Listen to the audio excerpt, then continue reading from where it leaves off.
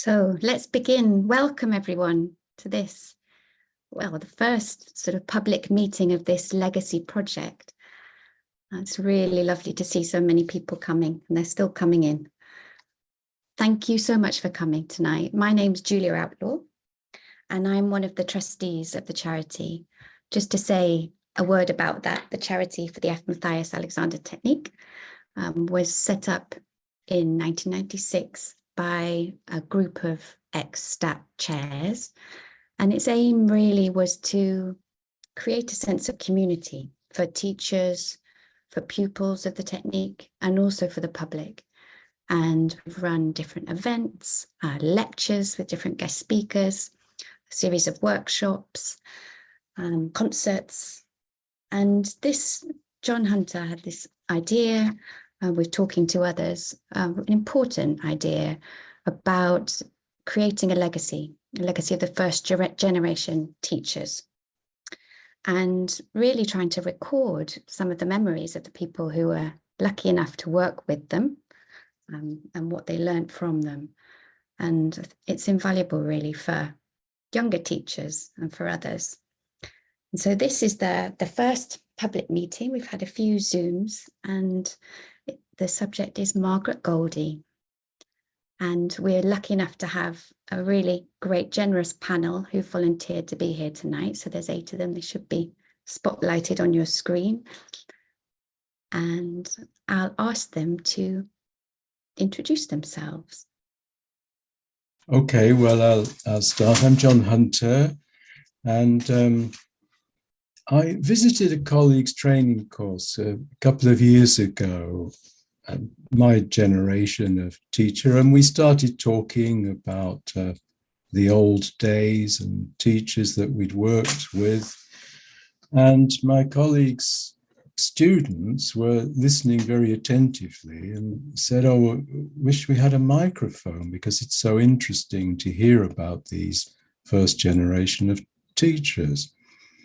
And that made me realize that if we want to record our memories and experiences of working with these people who were pupils of Alexander, we need to do it now, because we're all getting on a bit ourselves.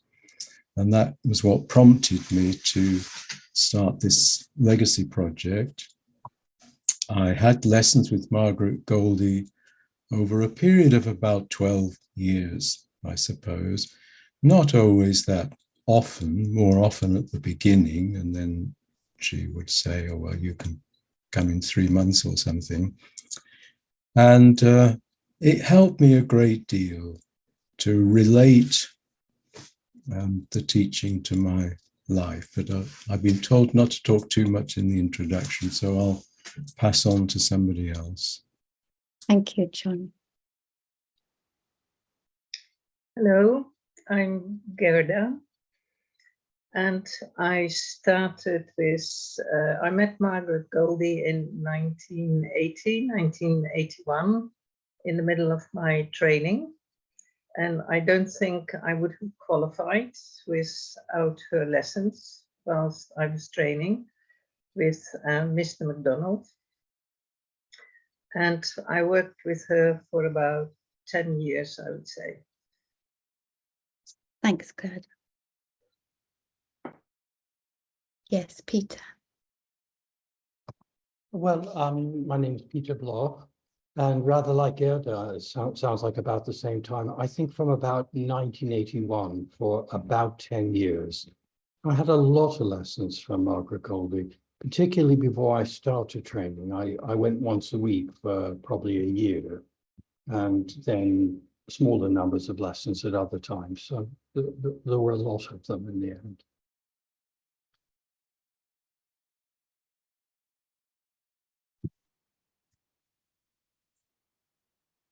I could go next. I'm Penny Sporforth. Grew up with the Alexander Technique around me because my parents were Alexander teachers, and trained with Carringtons. But I met Margaret Goldie in 1989, and last year of my training course. And yeah, as soon as I saw her, I both felt a little intimidated, but also I knew there was something special in what she had to offer. And I had lessons then with her from 89 to about 94 when my daughter was born, including during my pregnancy.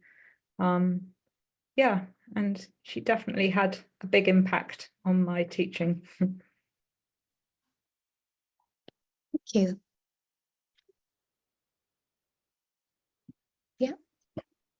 Michael? Okay, I'm Michael Trottmann from Germany, and I'm a classical guitarist. And after studying guitar, I started in '85 with Judah Cooperman, the training course, and then I went on studying until '91 in Israel, including postgraduate studies. And I heard about Margaret Goldie, and I decided to, when I was back in Germany, to spend all my holidays between 91 and 96. I spent three times a year. I was in London and took more than 100 lessons. I didn't count them, but definitely more than 100, maybe 110, maybe even some more. So it was very intensive, and always blocks of 1 week. Yes, and she made a very big impression, and she helped me to solve many questions I had from all these years of training.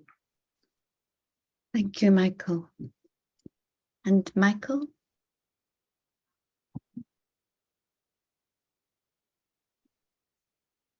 So, can you hear me? Yeah. Perfect.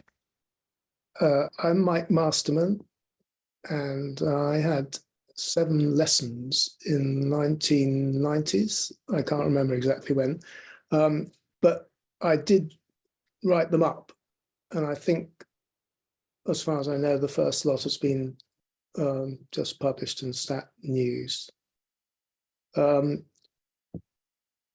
Yes, I found her. Unfortunately, they were cut short because she became ill, and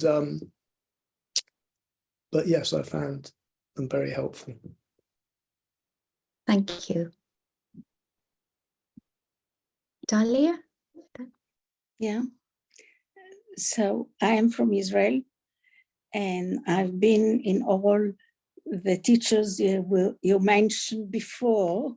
All of you started 17, and then I've been sent to meet to Miss Goldie, and it changed my life.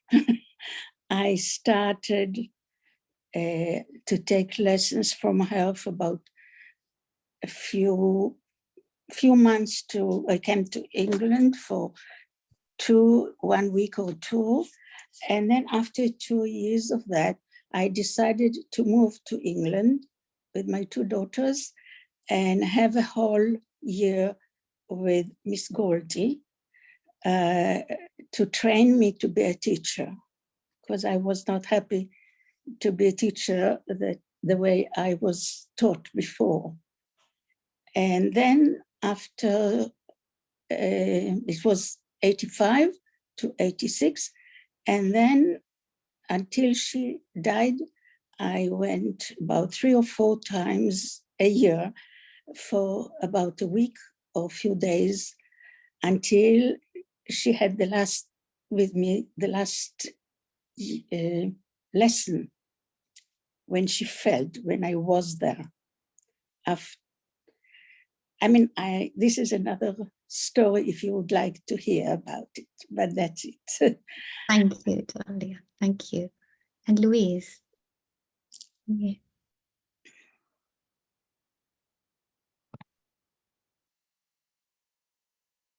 I suppose you're talking about Louise, me here. Yes. Okay.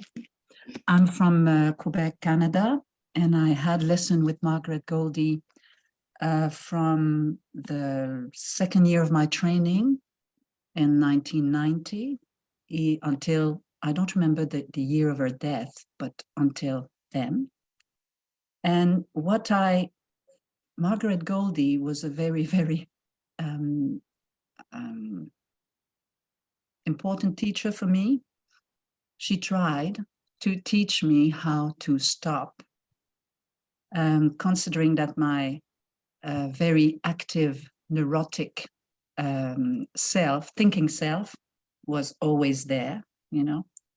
And I experienced with her, I experienced where it seemed that this self would seem to want to come to a halt when I was with her. And I would experience some kind of peaceful joy. And I will Louise, stop. let's leave it there just for now, Yeah. and then I want to hear about that. But welcome and thank you for joining the panel. There's so many questions that we want to know and the answers to, and experiences we'd like to hear. If anybody who's watching has a question for anyone on the panel or for the panel generally, please just put it into the chat and we will try to get to them. Also, some people have submitted questions previously. Thank you. And we'd love to get the chance to hear those. We are hoping to run for the next hour and a quarter and see what we can hear in that time. And maybe just to start, an impossible question really, but how would you describe Miss Goldie? What was she like? And to somebody who'd never met her, how would you describe her? Feel free to just chip in, panel.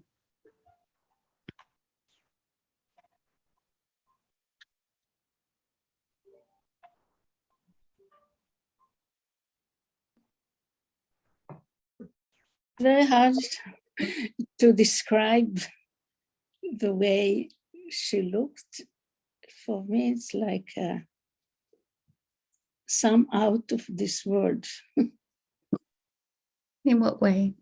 Because she was already older. I mean, she was not a young person when I started, but think she was 7. I don't know how old she was, and she was very quiet and very firm at the same time, even before you talk to her, just the way she looks. A strong person with a lot of interested and compassion for other people, and she could see you.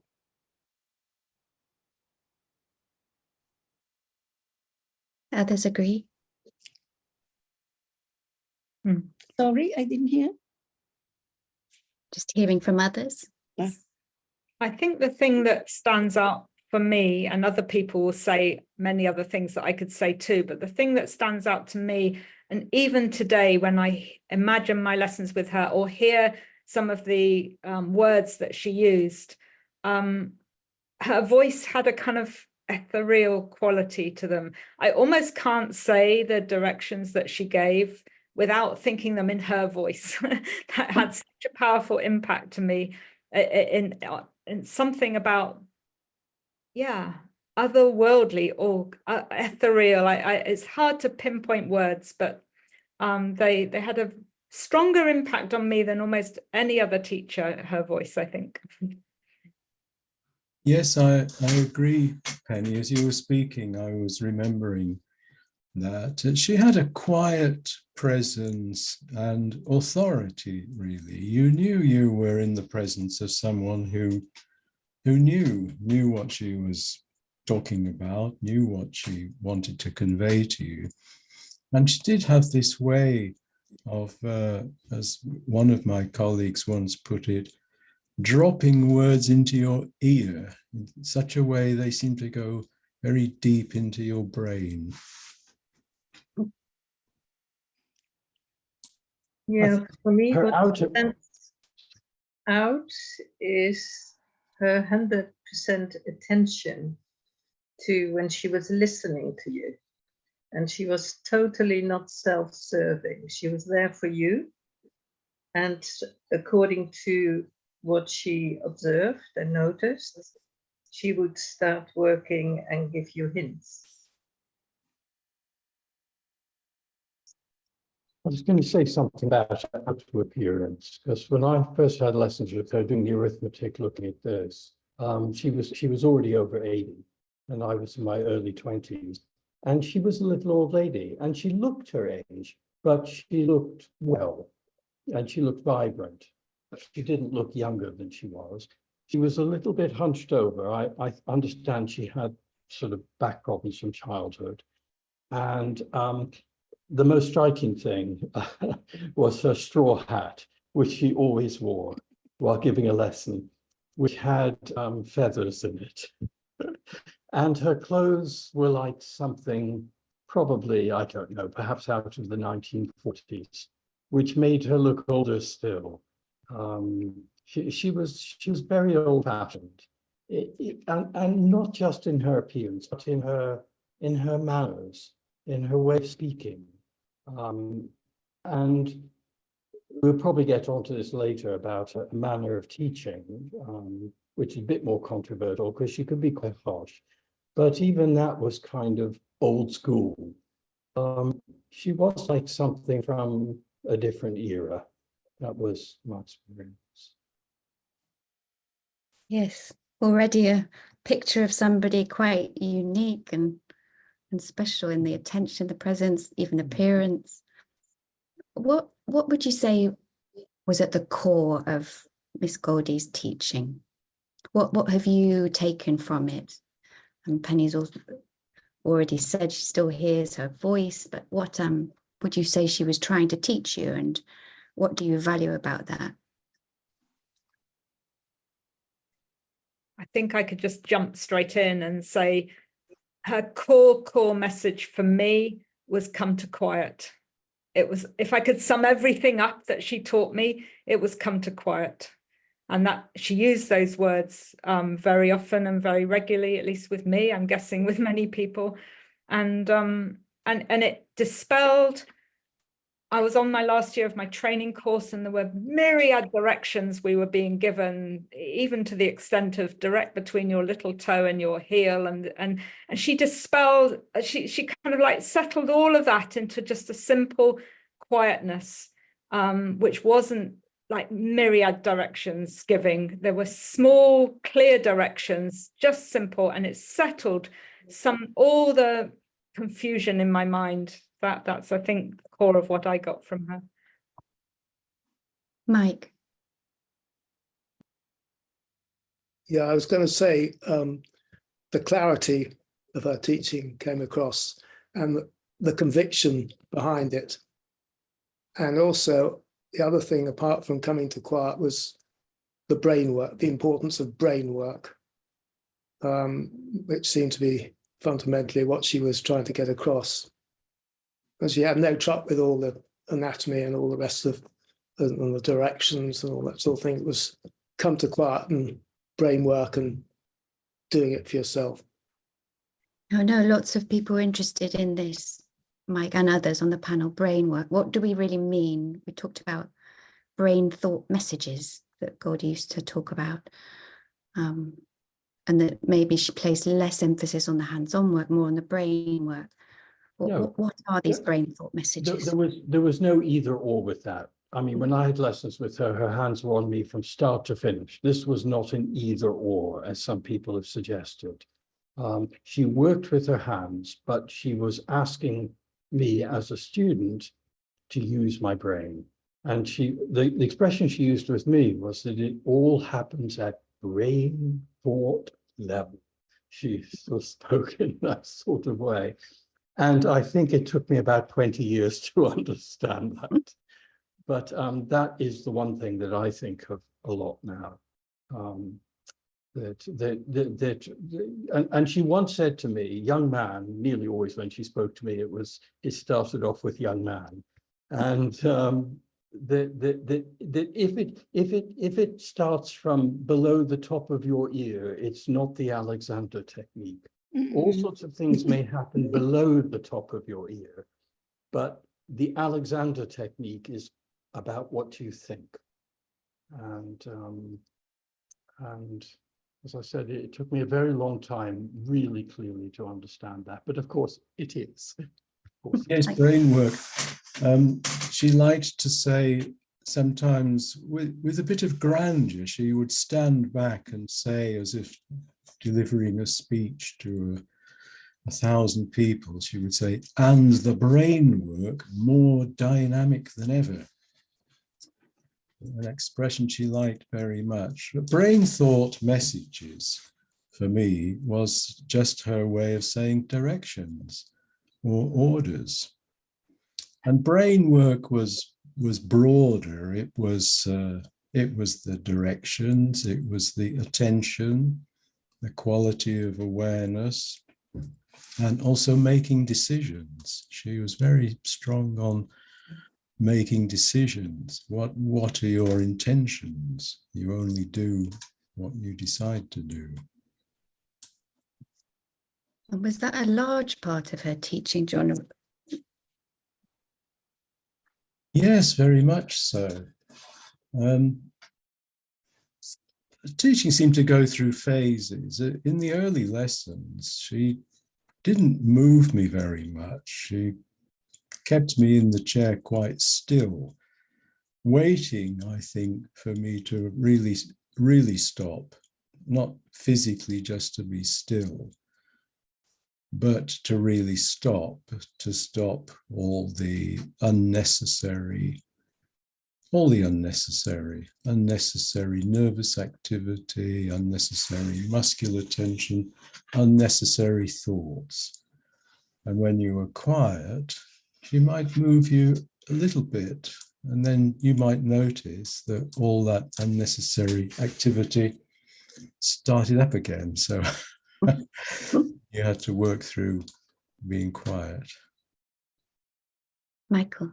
Yes, I would agree to Peter that I think it was her whole existence, including her hands, including her voice and her wording, what worked. And if you say in the beginning she did very little movement with you, I can say in all these 5 years, actually, it was not about movement. It was definitely not like I see in the McDonald work, up and down and up and down, but it was about coming to quiet, as we said. And you wrote it in very nicely in your what you wrote about her. It's written very nicely. You became very quiet, very passive in a way, and on the other hand, the brain work more dynamic than ever, like she said. So you were very alert and very passive in the same time. And if you could keep this quietness and passiveness, she said, and now, young man, I'll just whisk you out of the chair. And so she whisked me out of the chair, and I stood, and that's where I stood. Then she kept on working on me, going on, creating this stillness, this quietness. And then she would say, sometimes after 20 minutes, that's all I can do for you today, young man. And I never thought, oh, I paid this and that. I want half an hour or something. I felt so. It was complete how she did it, and I'm sure she was right to say, now I can't do any more for you. So this was very strong, and it makes clear that it was not about the physical thing. And in preparation today, I remembered in the very beginning with Jutta Kuppermann, we were bodies. There were bodies in the class. A body was somebody who was not participating in the teacher training, who you could work on. So I thought, if Margaret Goldie ever had a class, which she didn't, but certainly she would say there are some brains in the class to work. Maybe something like that. Dahlia, what would you say? Well, it's hard for me. I would say that everything that I've heard today from my colleagues here, you say everything that I would, and you do it with a better English that I can do that. So I want to add few things. Her tendency and understanding, and the wait, she could wait for the person, for the student to wait until it's possible to get up, as you say. She was very, she had time. She didn't push you until you are ready, until your brain is able to, for her to help me to get up or down.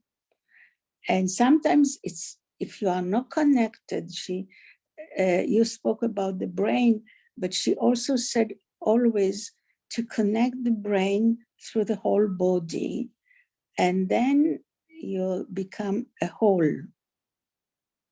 And then you have to forget that and start again, to stop and be quiet again. And the more you do it in life, you become stronger by not doing, by studying and be quiet and stop doing it, but allow things to move with you. And the most important thing that I remember that is, after every lesson, when I left, she would say, now you do your own discoveries. She always meant, when she spoke, that every one of us to go through discovery like Alexander did for himself, you have to do for yourself, to develop your own mind, or to do, to know yourself more through life. And when you, Peter told me that it took you 2 years, 20 years to understand, I thought about it. It's the rest of your life that you have to change yourself and understand more each time differently. That's for the time being. Cute. Louise, did you want to add? Thank you, Michael. I think it was a very good, Michael Trotman. Your description was very, yeah, I laughed loud, you know, whisk you out of the chair. I would add up, not that thing with your head. And I was so keen as a young teacher, you know, learning, I was training, I was so keen.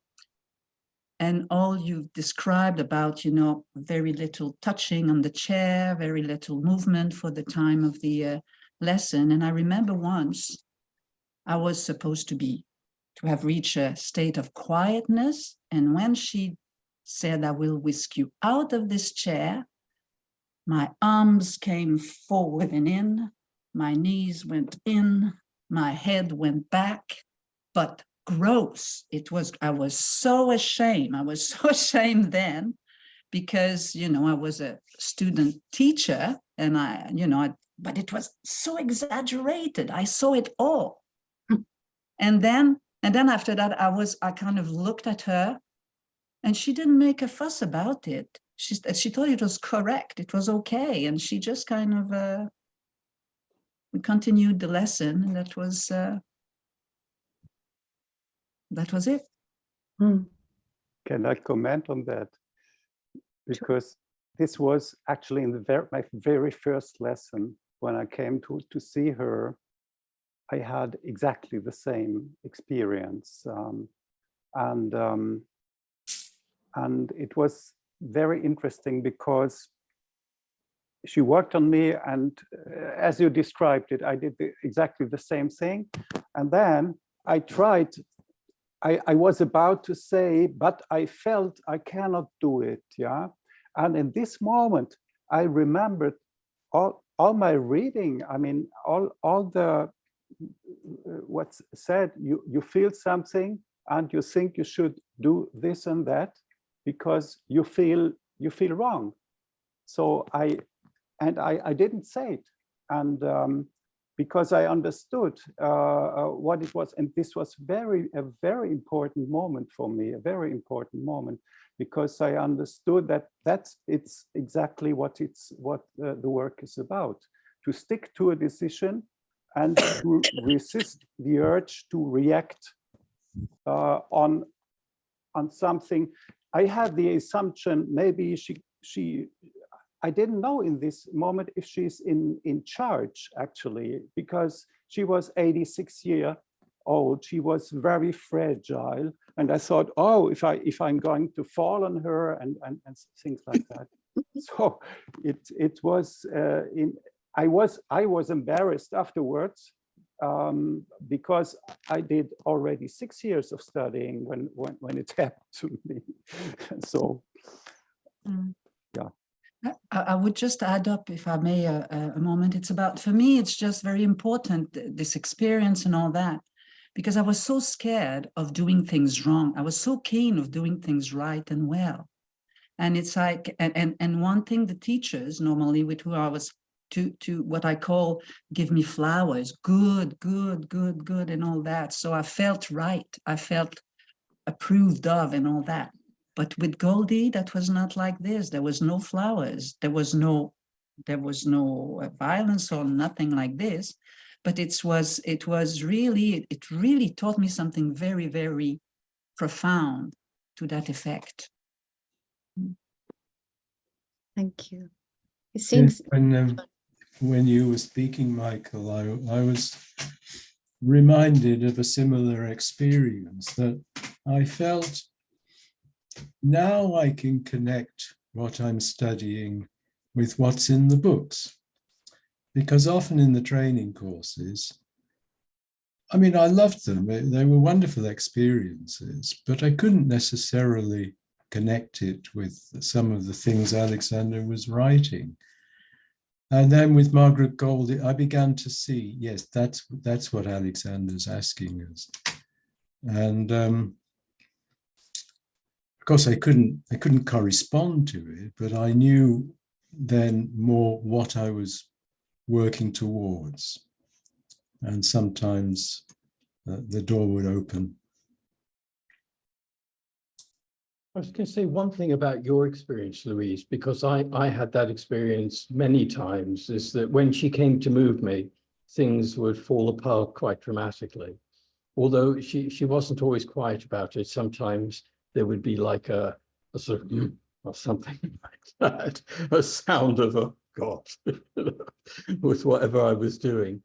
But I mean, this in a way brings on to another point, and I don't know if the rest of you share this, and what you're not saying suggests that maybe you do, which is that as somebody who had lessons with a lot of the first generation teachers, Margaret Goldie was, in my experience, distinctly less skilled with her hands than they were.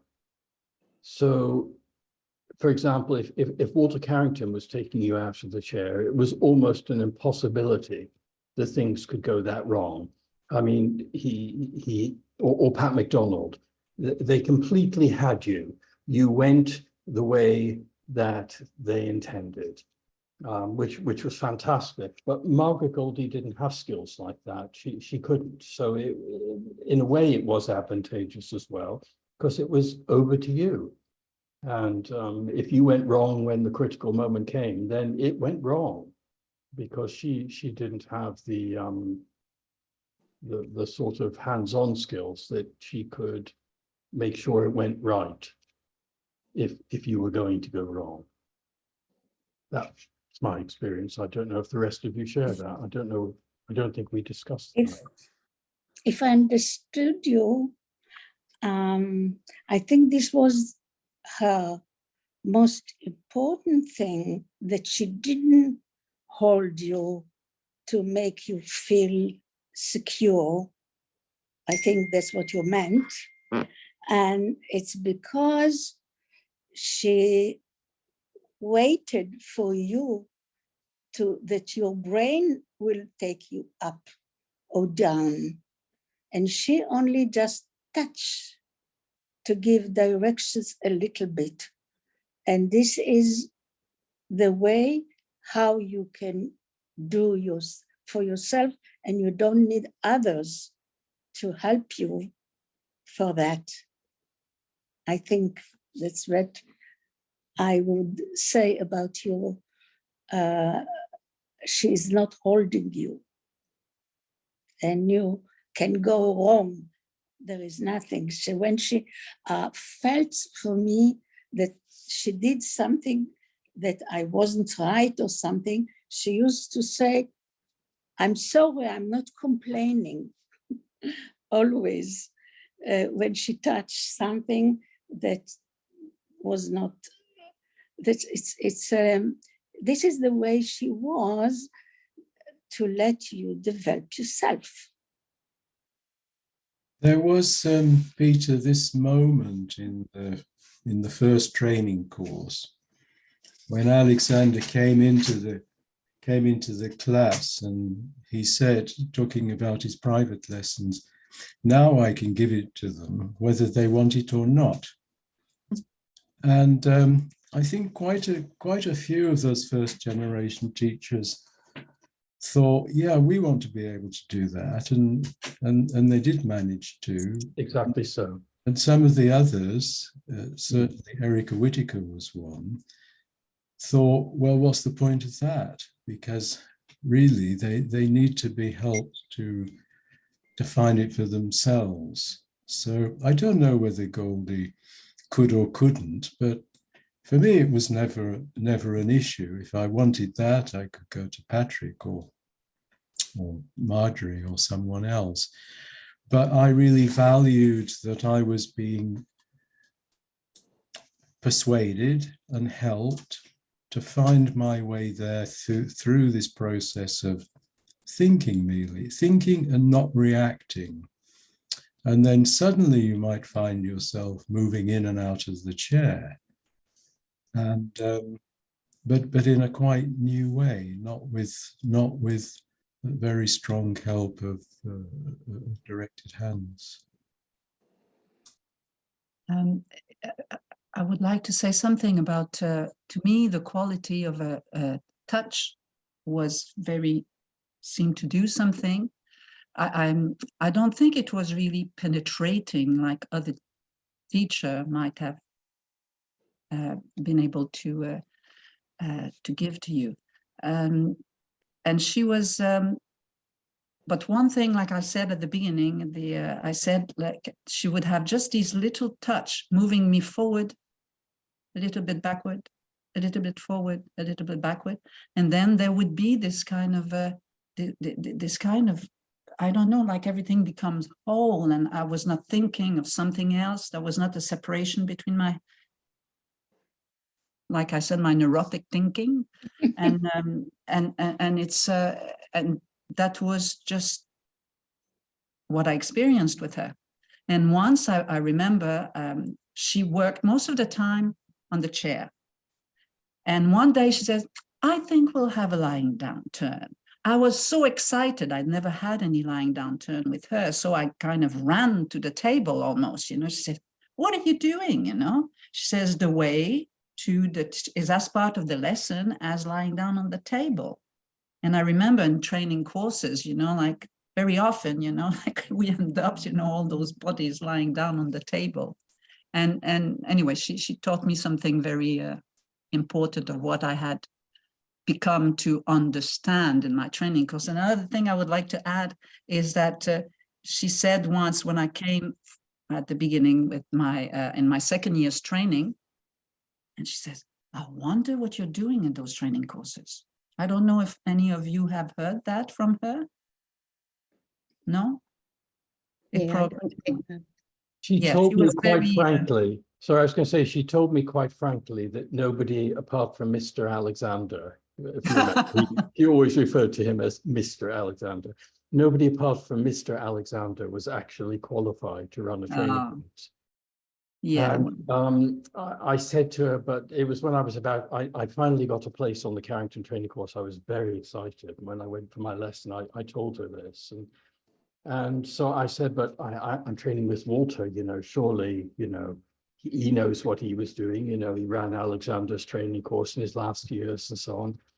And there was this quite long gap. And then she said, ego, like that.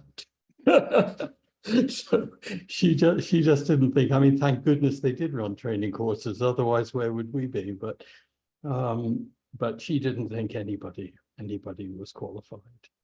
Michael.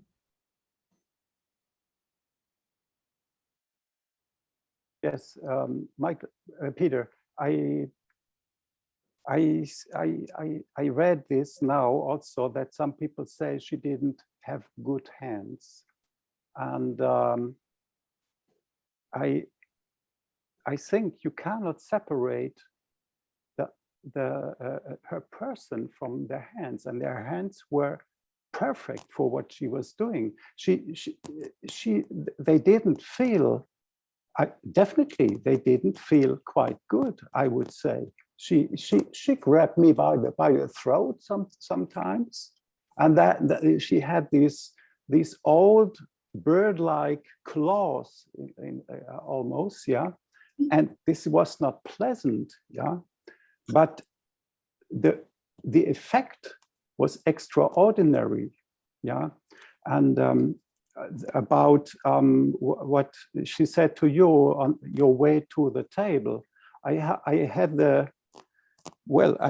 I must say the fortune that once I waited for her outside and she swept up the stairs in Bloomsbury Center. She swept up these stairs and she saw me sitting down there, and I knew what I had coming, because she said, "Oh, why don't you get up and go into the working room?"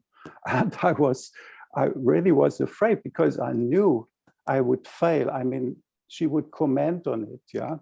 And so I would get up and go in, and then she was not very pleased about my movement. And she said, "Young man, when do you think the lesson starts?" Yeah. For her, the lesson started, it never stopped actually for her, yeah. So she said, you throw your legs in front, you throw your chest, and your head is the last part getting out of the chair. And so she could be very clear about these things. But again, I think she had perfect hands for what she was doing. And I saw that Regina Stratil is here. I was reading the Tasker book, which Peter, you recommended it. It's brilliant. And she says something about the use of the hands, that she asked Alexander if she should develop the use of the hands. And because she didn't have the training, and he said, of course you shouldn't. You should not develop. It comes by your own approach. And that's what's for Margaret Goldie the same. She didn't start in the training course, but she started as an apprentice of Alexander. And I think these people developed their own touch. Thank you, Michael. There's lots of questions coming in. So just to sort of follow on from what you were saying, it's obviously this teaching has touched you, and using it in your life. And how did Miss Goldie embody what she knew in her life, and did she help her pupils do that? It sounds like she did. She wanted you to do the work, but how did she help you take it into life?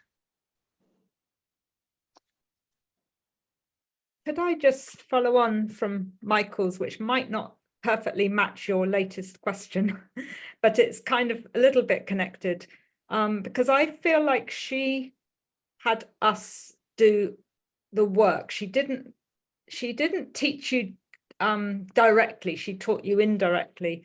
And I think the first biggest lesson I had from her, and it was a bit like Michael was saying, was when she switched over to Bloomsbury and I was sitting outside her room and she would call me in and she would watch me, exactly as Michael was saying. And the first time that happened, I remember her just being so irritated with me for jumping up too quickly. And so the next time I would come along to her lesson and I would think she really wants me to inhibit and direct. So I went in and I took my time and I thought about my directions and I stood up and she was so irritated with me. And she said, "You don't need to take so long about getting out of the chair."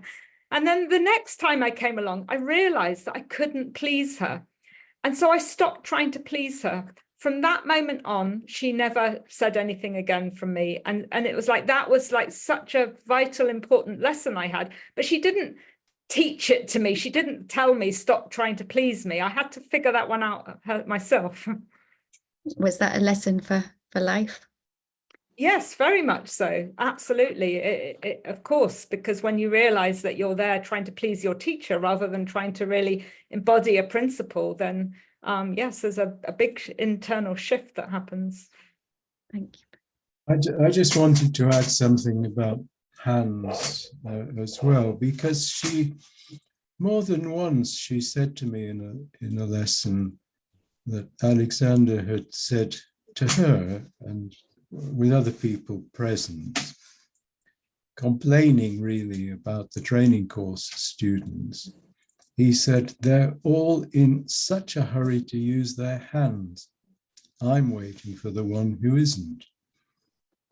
And some years later, I told this story to Erica Whittaker, who was really quite upset about it, because she said, "Well, why didn't he say that to us?"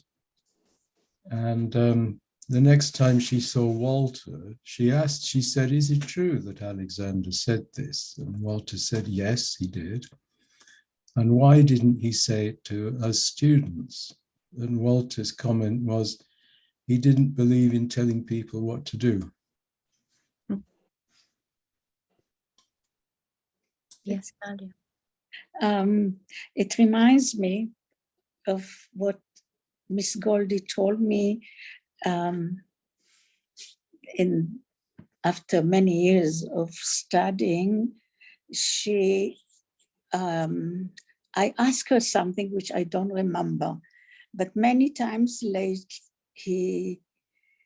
I asked her, and then she said, "If you do not understand what it is, it's not the time for you until you realize for yourself." And she didn't answer me. She wanted waiting until I realized by myself what I asked her or my questions. She didn't answer my questions. It was it's very similar, I think, for what you said about Mr. Alexander, isn't it? Good, yeah. Yeah, she made me aware of when my intention was in the wrong place. And I agree with Peter that her hands were sort of, they wouldn't move, but her touch was absolutely crystal clear on where it needed to be on the body. So she didn't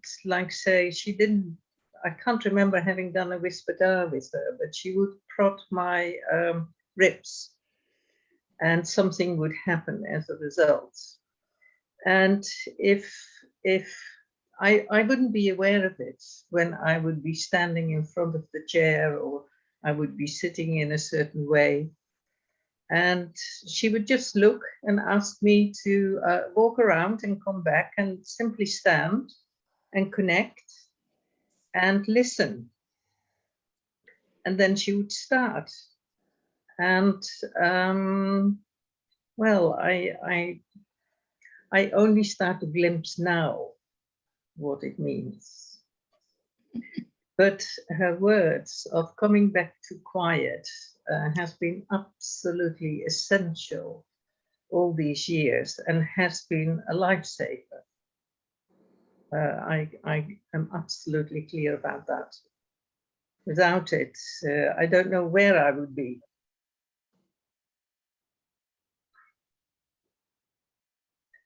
Good. Let's move on then. There's been a few questions about how Miss Goldie taught. And we've mentioned a bit already that she was quite firm and young man, and some of the interactions, the stories that you hear about are quite shocking. She was maybe sometimes very strict or fierce. Or do you think that was just her? Do you think it was deliberately helping her teaching? Did you feel her compassion? Can we say something about that?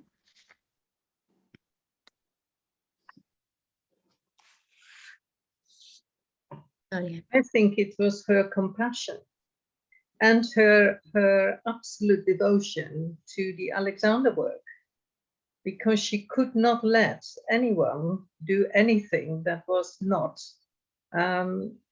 related to the work. So when she would behave like that, it was because, in my case, I was doing something wrong. Either my attention was in the wrong direction, or physically I was doing something. And then she would lose her temper if you wouldn't listen. And I think it was compassion. Well, she was often harsh about other people in the things that she said to me. So I'm not sure that that was all there was to it. I mean, there was a woman who was on a frequent visitor as a teacher to where I was training with the Carringtons. She'd been teaching maybe about 10 years at the time, and she was a wonderful teacher. And she went to Miss Goldie a lot for lessons. And on one occasion, I don't know whether Miss Goldie knew that I knew her, but she was coming out of her lesson as I was coming into mine. And as she went out, Margaret Goldie sort of shook her head dramatically and said, "Poor woman has no idea what she's doing." So these were sort of Margaret Goldie stories. I mean, she did do things like that, you know. Yeah, okay. You know, I mean, it's old school. I mean, I don't think she was like horrible and cruel or anything. And she did have a twinkle in her eye, and I did like her, you know, or I'd not have gone back. But I think it would be untrue to say that she couldn't be remarkably harsh sometimes. I would like to Yes. share an experience that I had with her. I think I started lessons with her in '89, and I was pregnant with my child in 1994. So I'd been coming to her for about 5 years at that point. And she was getting kinder and softer with me over the years, is how I sensed it, as she sort of sensed I was understanding something of what she was trying to teach. And in that lesson, she asked me to go into Monkey, and I was there, and she was asking me to think while I was there, and I was thinking. And she's got more and more frustrated with me because whatever it was she was wanting to see, she couldn't see it happening. And at some point, whether it was my pregnant hormones or whatever, I don't know, but at some point I started crying, and she mistook my crying for giving up or for caving in or something. I just felt like really frustrated that I couldn't understand how I could do any different thinking to what I was already doing. And so we ended the lesson on quite a kind of difficult note. But the beautiful thing was, she rang me up that evening and she said, "Penny, I've been thinking," and she's got this ethereal voice, and she didn't outright apologize, but she did say to me, "I've been thinking very much about what happened in that lesson, and I would like to offer you what Mr. Alexander called a friendly."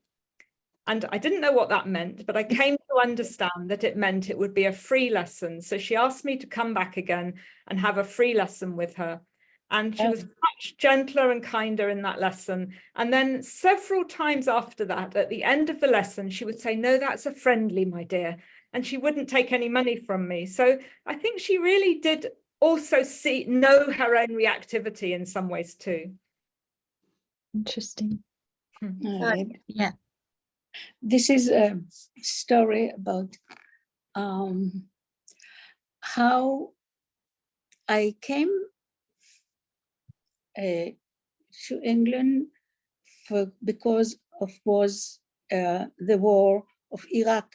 I don't know, I don't remember dates so much about, and I came and I thought 91. What? 91. Yeah, and because we have so many bombs to Tel Aviv, no, my student didn't come. So I decided, it's a time to go to study sometimes in England with Miss Goldie. And then I came, and the first time I asked her, "What do you think about the war?" And she said, I have a point not to discuss things like this with my students. And wow. And I'm coming from the house, and then she put her hand on my shoulders, and all of my tension that I've had, that I didn't know that I have it on my body and my head, just went down as if it disappeared. So this is a story about how she can help by being very harsh and not kind, to speak a woman who comes from the war and tells her, "I don't want to speak about that." But it helps very much, the touch of being not discuss. Stop it.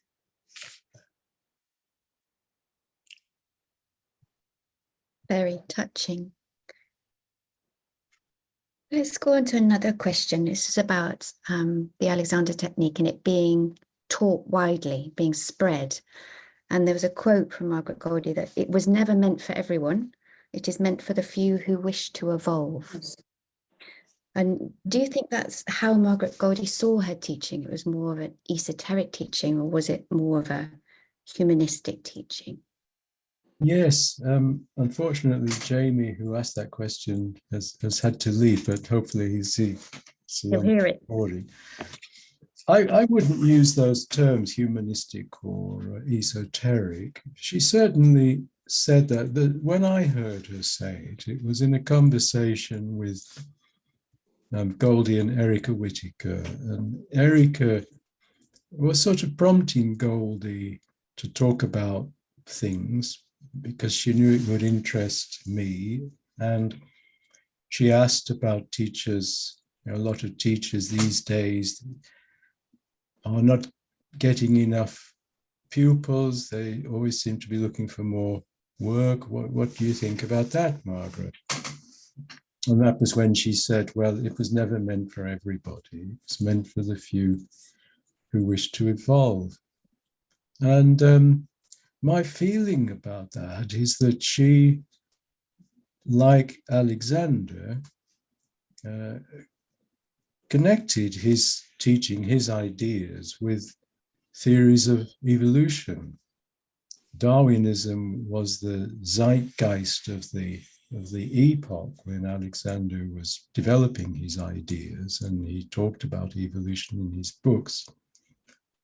And I think Goldie subscribed to that she thought this was a work that people do on themselves if they want to, you could say, develop rather than evolve, but they want to develop. She didn't see it as a therapy. She saw it as a way for people who wanted to be able to develop themselves. But I wouldn't say esoteric or humanistic. Michael. Yes, I would agree. I don't think it was esoteric. Maybe it was pretty practical in some way, because my impression is it's not excluding anybody, but I think in a way the Alexander work really to study is very, very demanding, very demanding. And maybe in this sense, it's meant that not everybody will want to do this work. And I read now, which impressed me, that Irene Tasker, when she was in South Africa, she decided to reject people who hadn't read the books. She said, okay, you go home and read your book. And she didn't care. I mean, she could say, okay, I don't bother. They give me the money, but no, it again, I think it's maybe it comes from the complete, she really wants to teach something. And also as a musician, I know it can be very hard to teach a student who you see maybe he will never learn it. Yeah. So I think it's maybe in this direction. I would like to comment on the whispered R, because it also was written for a short thing. Because did she work with anybody of you with the whispered R? Okay, yeah. Because I asked her about it. I said, can we do the whispered R? And so she said, you know, the whispered R is something I didn't understand. And she was 86 or 87, I don't know when I asked. But then she said, but you know, you never know. Maybe one day I'll understand and then I'll teach you, something like that. Yeah. So yeah, and this was very impressive that she said, I don't know what it's about. I don't understanding, so I can't teach it. And yeah, I was very impressed with that. Yeah. Yes, she said the same to me, Michael. I asked her about the whispered R, and she was quite honest in her response. And she said, well, I'm not very good at them. So I usually suggest that people try whatever they've been taught by another teacher. And then she invited me to do a whispered R my way, with her hands on the back of my neck, and we never spoke about it again. Good. Yes, in relation to what Michael was just saying, and before, it's this whole demeanor that she had, this kind of openness of she knew what she knew and what she could see, and she wouldn't pretend. There was no pretense in her whatsoever. And she had this sort of, when she would say something like, I don't understand, or it had a lightness to it. She wasn't ashamed of it. It was just a fact. So what? And it opened up a field where you could learn and where you could be wrong. And as long as you were open to it, something would be happening. And that was always exciting.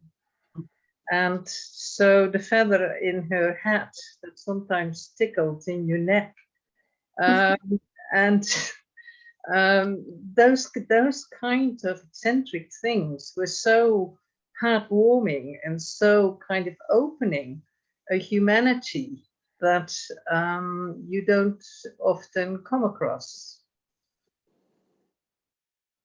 Just to follow on that, there was another question about, which we already talked about a bit, you didn't often have lying down turns. Do you think that was the same reason or different? I certainly never did, never once.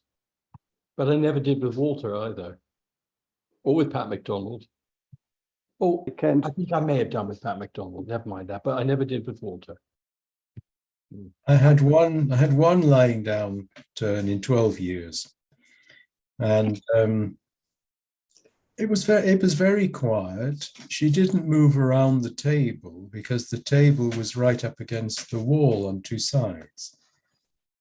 But I do remember that her hands were just touching my knees, and I think I closed my eyes, just paying attention to this sensation in my knees, convinced that she was still touching my knees when her hands appeared on the back of my head. And I thought, oh, she's in two places at once. That's quite interesting. Michael. She did it once with me, and it was quite short, and it was very interesting because it was so strange. It was not what I was used to. Anyhow, she told me, this is interesting.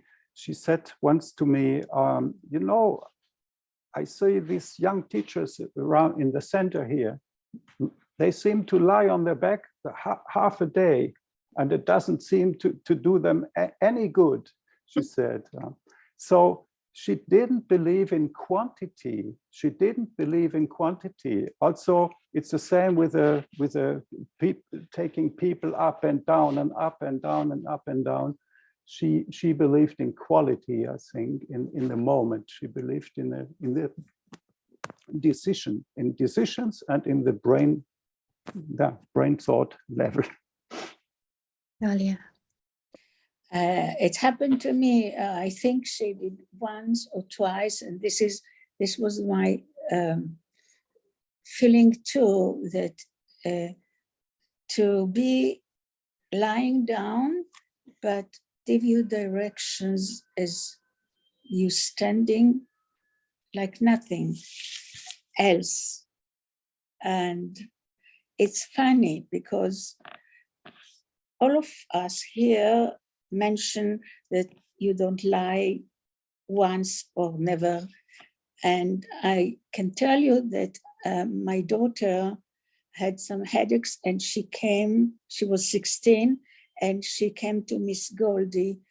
And for her, she was most of the time on the table. And she came from the headache, and she was after a whole day of school and running, and she put her mostly on the table. To my opinion, it shows how different she taught every person differently for what she meant to help or to give them. Yes. I have a sense that she taught people who were either training to be a teacher or were teachers quite differently to people who weren't. My sister also had some lessons with Margaret Goldie with no intention of becoming a teacher. And I can't really remember much about it now, and I need to ask her actually, but I do have a sense, even at the time, that she's dealt with my sister very differently to me. It was something about this passing on of the work that she was very keen to make sure it got passed on correctly. Yeah.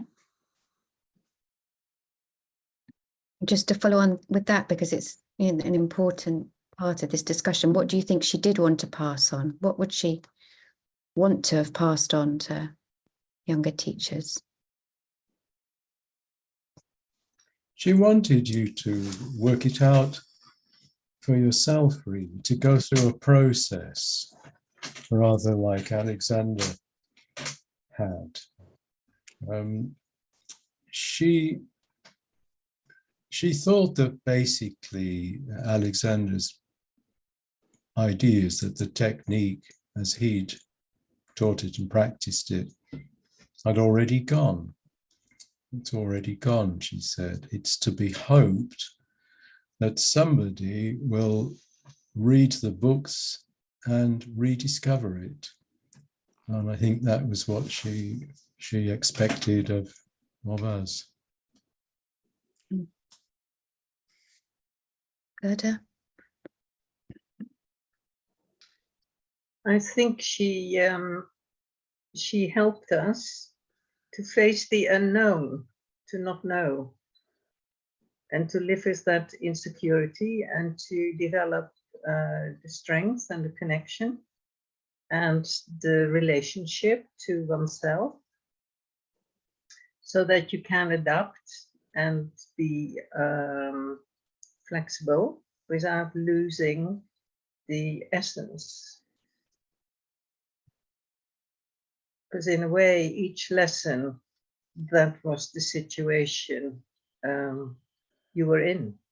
And if you were not in there by yourself, she would put you in there.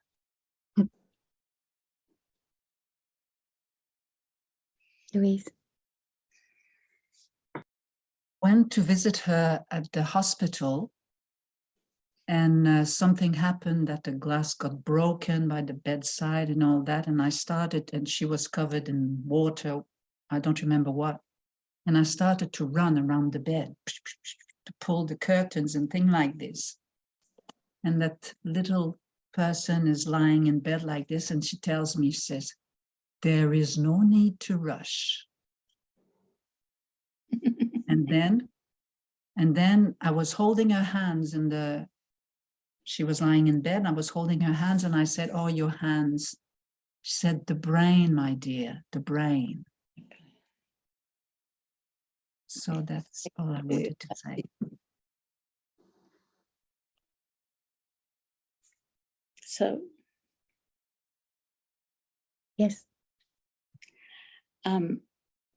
if you're talking about the hospital, I wanted to tell you how I found her when she fell after the last lessons that I had the day before. I came to her at 12 noon time, as we said, and she didn't open the door.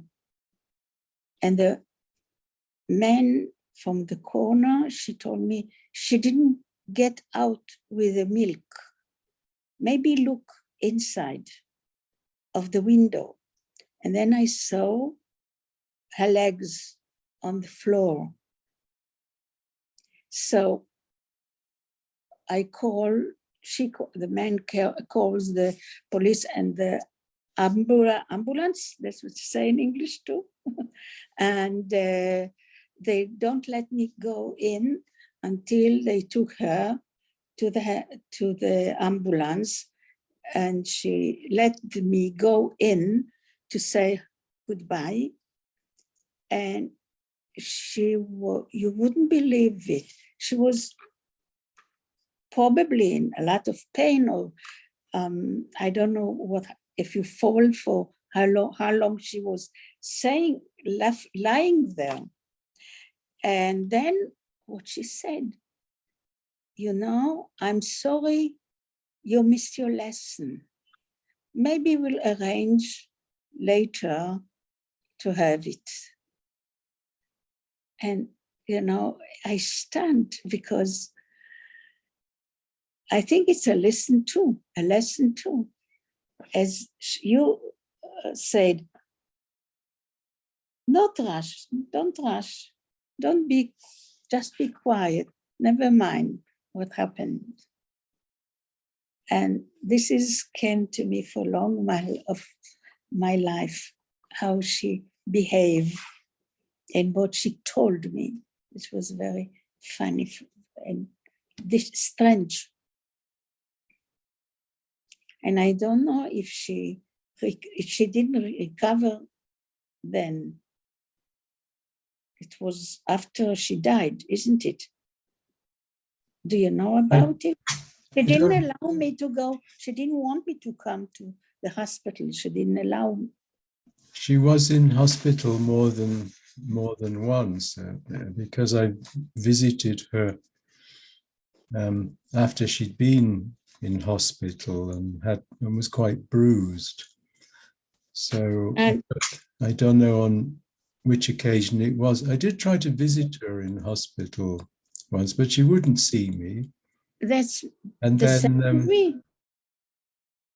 And then a little while after that, I got a card from her in the post, just saying, "Oh, thank you very much for your visit." And I'd taken her something, I can't remember what, but it was very nice that she wrote that thank you note. One more questions, and I'm aware time is ticking on. If you're watching and you've got a burning question, now's the time to put it in the chat in case we have time. There was a question about Miss Goldie's relationship with Alexander. They obviously had a close relationship, and she obviously was very committed to his principles and his teaching. Is there anything else the panel would like to comment on that? You couldn't have any lesson with. Sorry, John. I don't think it was a sexual relationship. I think she was a great admirer of Alexander and tried to help him, especially when he was ill in later life. But I don't think it was what we would call now an intimate relationship. Peter?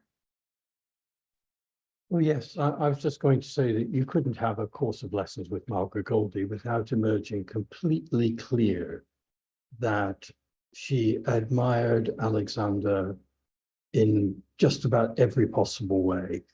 And she thought that his work was of the most enormous importance, and that he had been by far and away the outstanding teacher of it. And that there was no one to compare, really. Michael, yeah. Yes, I think so too, but I didn't feel, I think she was committed to the work, which of course was, yeah, incorporated with the person, Alexander. But in my lessons, I mean, she didn't mention Alexander all the time. It didn't feel like he was always above her. But I remember one story. She said to me, you know, Mr. Alexander, when you were in a room sitting by a desk and writing something, and he would come in and he would put your hand on your shoulder, you felt it the whole day. It was such a strong input that you cannot imagine something like. So she said explicitly to me. So, and in some way, I think he must have been really outstanding. I think, yeah.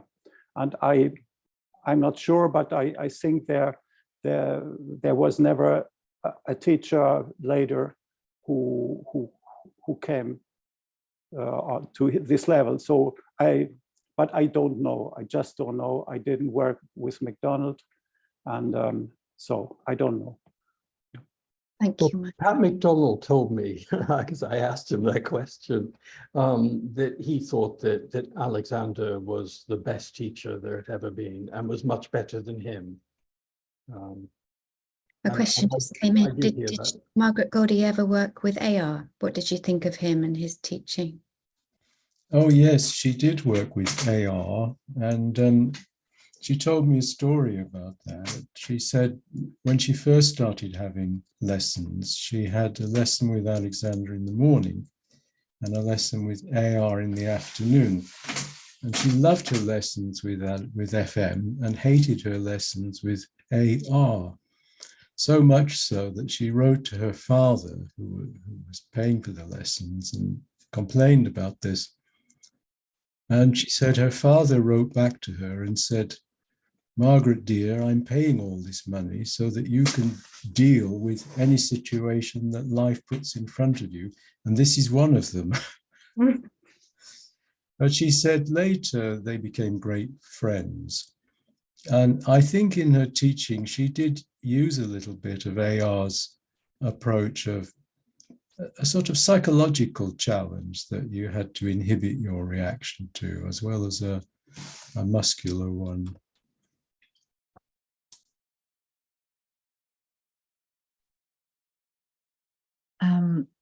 I seem to have heard from her once in our conversation about that she wished she would have been able to contribute more to Alexander, what Alexander has brought, and that she felt somehow sorry for not having been able to contribute more.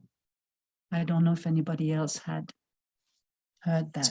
Something similar, a lot of humility. I can't remember how the conversation started, but she said that she and her contemporaries were so lucky to have been able to study with Alexander. And I said, well, I and my colleagues feel very lucky to be able to study with you. And she laughed and she said, well, you wouldn't say that if you'd known him, you wouldn't waste your time with me. And there was a genuine humility there. Mm.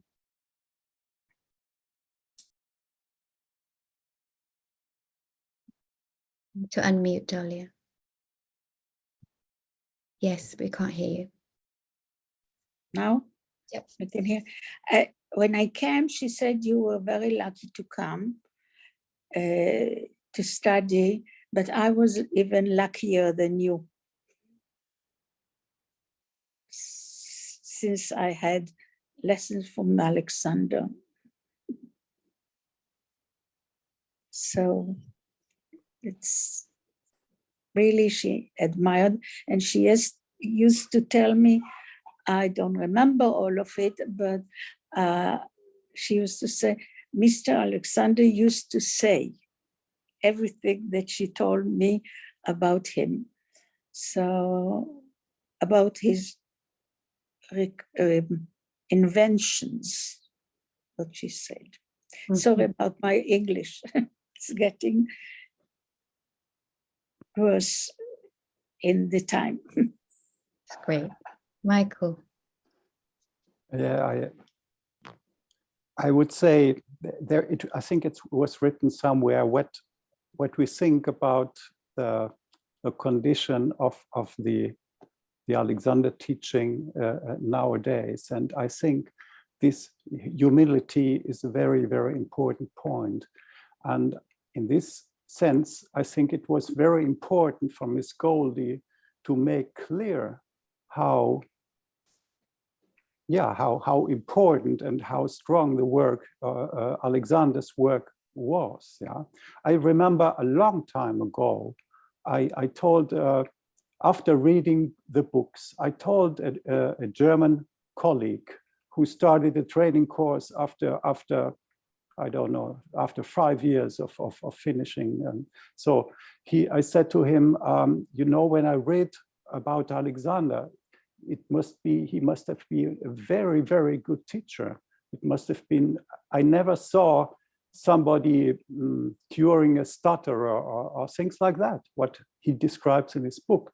So this guy said to me, but you know, if I would, this is a long time ago, if I would show you the letters or records of my students, there would be similar stories. Yeah. So he was sure that that he was teaching on the same level. Yeah. And of course, this stops you from trying to look further. Yeah, I guess, and that's what my feeling is a little bit, yeah, or a strong bit, I would say. Thank you, Michael. I would like to say something. One of the questions that she left me with, I think, that I've over the following decades have really been left with, is that I couldn't emulate her teaching, and nor would I ever want to emulate her style of teaching. It was so not me. And so I was left I have been left, we all, I guess, are left with, well, what does my style of teaching look like? And, you know, her work was, well, you need to work that out for yourself. And I know that for me, I've needed more than just the Alexander technique to work that out for myself.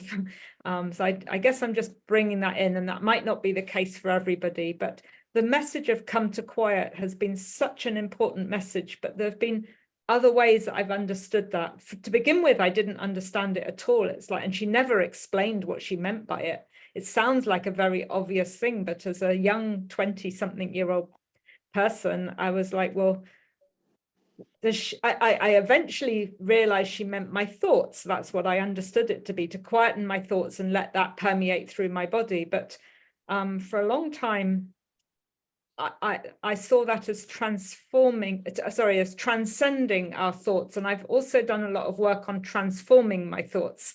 So yeah, I guess we're all working through, since having lessons with her, how we bring ourself into our own teaching.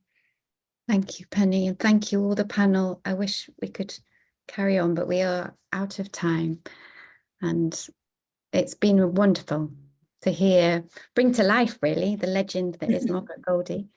And I'm sure there'll be more questions and follow-up. John, do you like to say anything about what comes next? Yes, thank you, Julia. We will publish this webinar. It might need a bit of editing first and trying to clean up some of the sound, but we will publish it.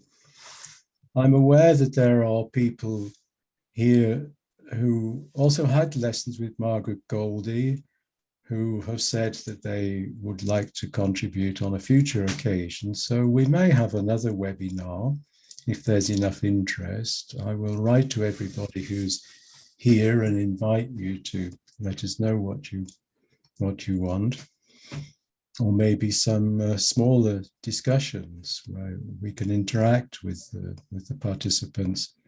For the Legacy Project, our next subject is Peggy Williams. So if any of you had lessons with Peggy Williams, please do get in touch, and we'll have 1 or 2 preparatory meetings and then a webinar like this to share with others. So thank you all for coming. Thank you, everyone. Thank you very much. It's very nice to be with you all. Thank you, Harriet. Very much. Thank you. Good night. Bye for now.